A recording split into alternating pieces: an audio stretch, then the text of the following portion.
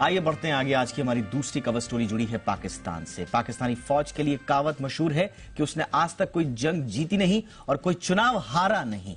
यानी पाकिस्तान की सेना जंग बहादुर नहीं बल्कि चुनाव बहादुर है और इस बार भी ऐसा ही करने की कोशिश हुई। पाकिस्तान से खबरें आ रही हैं कि जनता ने इमरान खान को सबसे ज्यादा वोट दिए हैं और सेना के समर्थन से नवाज शरीफ और उनके उम्मीदवारों को चुनाव जिताया जा रहा है।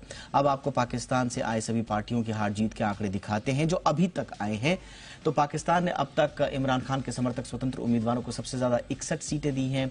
वहां की अवाम ने नवाज शरीफ 43 सीटों के साथ, उनकी जो PMLN है उनकी पार्टी 43 सीटों पर दूसरे नंबर पर है और बिलावल भुट्टो की पार्टी PPP पार्टी जो है वो है 38 सीटों पर। अब तक 265 सीटों में से 149 सीटों के नतीजे आए हैं जिसमें इमरान खान, हालांकि उनके पार्टी का सिंबल जो है वो निरस्त कर दिया गया था, उनको चुनाव लड़ने की इजाजत नहीं है, लेकिन उनके समर्थक जो उम्मीदवार हैं वो निर्दलीय रहकर चुनाव लड़ रहे थे और उन समर्थकों को अगर टोटल काउंट कर दें तो इसीलिए हम कह रहे हैं कि इमरान खान के समर्थक सबसे आगे चल रहे हैं। पाकिस्तान की नेशनल असेंबली में बहुमत का मैजिक नंबर है 169। अभी तक यहां कोई पहुंचा नहीं है, लेकिन आंकड़े जिस रफ्तार में आगे बढ़ रहे हैं, अगर ट्रैजेक्टरी यही रही तो शायद सबसे बड़े जो लोग होंगे या पावर होगी वो इमरान खान के समर्थक होंगे। सवाल अब यह है कि इन नतीजों के बाद क्या आगे हो सकता है। जनता को पाकिस्तान में फौजी सरकार कबूल नहीं है। उन्होंने इमरान खान की पार्टी को सबसे ज्यादा वोट दिए हैं। क्या मायने निकल रहे हैं? सेना के खिलाफ सड़क पर जनता आएगी। राजनीतिक दल डरे तो डरे, लेकिन जनता मुकाबला कर रही है। क्या इस तरह की बातें वहां पर आ रही हैं? तीसरी बड़ी बात यह है कि पाकिस्तान को आतंकी नेता नहीं चाहिए, उनका अहित करने वाला नेता नहीं चाहिए। ये बात साफ हो गई है क्योंकि आतंकी हाफिज सईद का बेटा तलहा, उसकी जबरदस्त हार हुई है। तो एक तरह से उन्होंने आतंक और आतंक की जो सिंबल्स हैं उनको खारिज करने की कोशिश पाकिस्तान की आवाम कम से कम कर रही है। ये समझ में आ रहा है कि पूर्व PM इमरान खान जैसा उनको डिस्काउंट किया जा रहा था कि पूरी तरह से कमर तोड़ दी गई है, उनकी पार्टी को कोलैप्स कर दिया गया है, वन मैन शो थे तो वन मैन को ही आपने अंदर डाल के सब कुछ तोड़ ताड़ दिया, तहस नहस कर दिया, ऐसा नहीं है। कल रात से ही इमरान खान के समर्थक उम्मीदवारों के आगे बढ़ने की खबर आ रही हैं और पाकिस्तान के जनादेश का 5वां संदेश अगर हम देखें तो मुल्क का नवाज बिलावल से भरोसा भी उठ रहा है। इसलिए दोनों को अलग अलग कम जो वोट बैंक है वो मिलता हुआ दिखाई दे रहा है, लेकिन कौन जाने दोनों मिल जाएं, आगे सीट सरकार बना लें, बहुत सारी चीजें हो सकती हैं। यहां से रहते हुए बहुत कुछ ज्यादा समझ में आ नहीं रहा है, लेकिन इसीलिए हमने खास मेहमान को बुलाया है। प्रोफेसर संजय के भारद्वाज सर को बुलाया है हमने, JNU से, नई दिल्ली से जुड़े हुए हैं। बहुत बहुत स्वागत है सर आपका। सर अभी क्या समझ में आ रहा है पाकिस्तान में, क्या चल रहा है वहां पर और किस तरफ जा रहे हैं रुझान?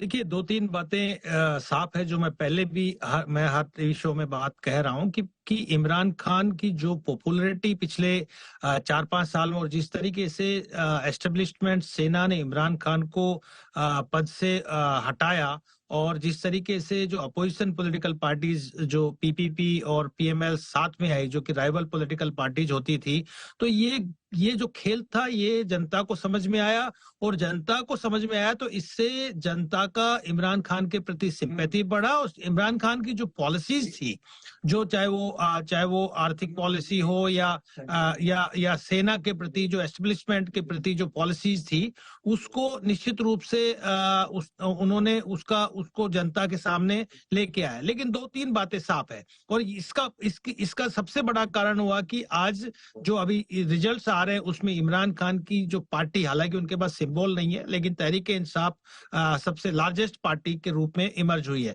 लेकिन ये बात दूसरा जो एक इसका गणित देखने को मिलता है कि चूंकि नवाज शरीफ को इमरान खान की जगह लाया गया और नवाज शरीफ पे जितने भी केसेस थे उसको रिवोक कर दिया गया, तो यहाँ पर नवाज शरीफ, क्योंकि नवाज शरीफ और सेना के बीच में भी 2018 से पहले टसल हुआ था और उसी की वजह से नवाज शरीफ को हटाया गया था, तो ये बात पक्का है कि नवाज शरीफ पावरफुल लीडर है और वो कभी भी सेना को चैलेंज कर सकता है। तो ये भी बात है कि सेना ने इस तरीके का एक मैनिपुलेशन और इलेक्शंस को मैनिपुलेट किया है कि नवाज शरीफ की सरकार बने, लेकिन एक समर्थित सरकार, एक कॉलिएशन सरकार बने, जैसे कि पहले शहबाज शरीफ की सरकार थी कि पीपीपी और पीएमएल मिलकर सरकार बनाए, इमरान खान को सत्ता से बाहर रखा जाए। इसमें ना बिलावल भुट्टो मजबूत होंगे, ना ही नवाज शरीफ भुट्टो मजबूत होंगे, और दोनों के बीच में कड़ी बनी रहेगी। जो एक नेक्सस पहले इमर्ज हुआ था कि सेना और पीपीपी और पीएमएल के बीच में नेक्सस वो हुआ था,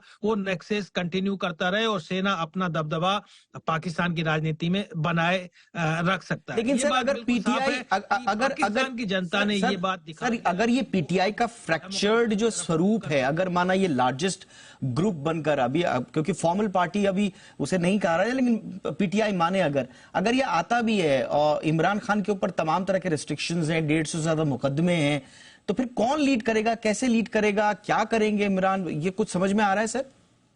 जी बिल्कुल, एक बहुत बड़ा, ये बिल्कुल आपने एक उचित सवाल उठाया है कि जब आप ऑर्गेनाइज्ड और एक पार्टी के जो आपके अपने आपके जो ऑब्लिगेशंस नहीं हो और पॉलिटिकल ऑब्लिगेशंस नहीं हो, पार्टी के रूल रेगुलेशंस में अगर के फ्रेमवर्क में नहीं काम करते हैं, तो एक पॉसिबिलिटी बनती है कि ये जो इंडिपेंडेंट कैंडिडेट जो जीते हैं, ये इनको सेना या पीपीपी या पीएमएल तोड़ने का प्रयास कर सकता है, अपने साथ लेने का प्रयास कर सकता है। ये एक संभावनाएं बनती है। तो निश्चित रूप से एक चैलेंजिंग टास्क है जो इमरान खान के सामने पहले भी एक ये चैलेंजिंग टास्क था, अभी भी एक चैलेंजिंग टास्क है कि कैसे इन सब जो इंडिपेंडेंट कैंडिडेट जीत रहे हैं, जो तहरीक-ए-इंसाफ के काडर हैं लेकिन इंडिपेंडेंट है, इनको कैसे एक ऑर्गेनाइज्ड वे में रखा जाए और एक कैसे स्ट्रॉन्ग अपोजिशन पाकिस्तान में दिया जाए। एक मेरा आखिरी सवाल रहेगा सर इमरान खान के साथ, और ये कैसे, ये आपने बड़ी मार्के की बात बोली, सर, क्योंकि एक ऑर्गेनाइज्ड कोई स्ट्रक्चर अब रहा नहीं, इसलिए जो निर्दलीय जीत कर भी आ रहे हैं पीटीआई समर्थित, उनके पास हमेशा एक ऑप्शन रहेगा कि वो बिलावल भुट्टो या फिर नवाज शरीफ के साथ चले जाएं। लेकिन ऐसे में एक जो कॉम्बिनेशन बच रहा है, बिलावल भुट्टो और नवाज शरीफ, दोनों के साथ आने की संभावनाएं कितनी देख रहे हैं आप? देखिए, ये बात मान के चलिए कि इमरान खान जो कि जिसकी पॉपुलैरिटी आज के दिन पाकिस्तान में उन्होंने अपने आप को साबित कर दिया, एक लार्जेस्ट पार्टी के रूप में इमर्ज हुए, तो निश्चित रूप से बिलावल भुट्टो और नवाज शरीफ इमरान खान को पाकिस्तान की राजनीति से अलग रखने के लिए, उनके दबदबे को कम करने के लिए साथ आना उनके लिए मजबूरी होगा। और जो ये एक कन्वर्जन ऑफ इंटरेस्ट होगा पीपीपी और पीएमएल के बीच में, वो उनको दोनों को साथ रखने के लिए वही चीज रिपीट होगा जो 2022 में और 23 में जब इमरान खान को हटाने के लिए वो दोनों साथ में आए थे, जो कि आर्क राइवल है इनके हिस्टोरिकली ट्रेडिशनली राइवल रहा है। पीएमएल जब नवाज शरीफ के लीडरशिप में था और पीपीपी जब बेनजीर भुट्टो के लीडरशिप में थे, तब से इनके बीच में दोनों ही अल्टरनेटिवली सत्ता में अपनी दावेदारी ठोकते थे। लेकिन ये दोनों पार्टी साथ आई क्योंकि एक तीसरा जो एक मजबूत एक पार्टी खड़ी हुई, तहरीक-ए-इंसाफ, इमरान खान के नेतृत्व। तो इस चैलेंज को दबाने के लिए निश्चित रूप से दोनों जैसे पिछले 2 साल में साथ आए, वैसे ही ये कंटिन्यू कर अपनी पार्टनरशिप को कंटिन्यू करेंगे, ताकि ये अपना जो पॉलिटिकल बेस है, जो खोया हुआ पॉलिटिकल बेस है पीपीपी का, क्योंकि पीपीपी 2013 के बाद से कमजोर एक राजनीतिक दल हो गया था। ना 2013 में बहुत अच्छा परफॉर्मेंस कर पाया था, ना 2018 में अच्छा परफॉर्मेंस कर पाए थे। तो अब उनको अपना ग्राउंड बनाने के लिए, सत्ता में रहने के लिए, अपनी पॉलिटिकल कॉन्स्टिट्यूएंसी को कल्टीवेट करने का उनको अपॉर्चुनिटी मिलेगा। तो निश्चित रूप से पीएमएल को समर्थन देंगे। और सेना भी यही चाहती है कि नवाज शरीफ को एक कमजोर प्रधानमंत्री के रूप में साबित करे और बिलावल भुट्टो से समर्थन लेके और सेना अपने हिसाब से पाकिस्तान में यानी कि लोकतंत्र के जो फूल, जी सर, और मुझे लगता है इसी डायरेक्शन में कि इलेक्शन को जा रहे हैं। यानी कि पाकिस्तान में, जैसा हम कह भी रहे थे पहले कि पाकिस्तान में, जी सर, पाकिस्तान में लोकतंत्र के फूल तो खिलते हुए नजर आ रहे हैं। चुनाव हुए, इसमें कोई शक नहीं, लेकिन ये फूल कागजी भी साबित हो सकते हैं।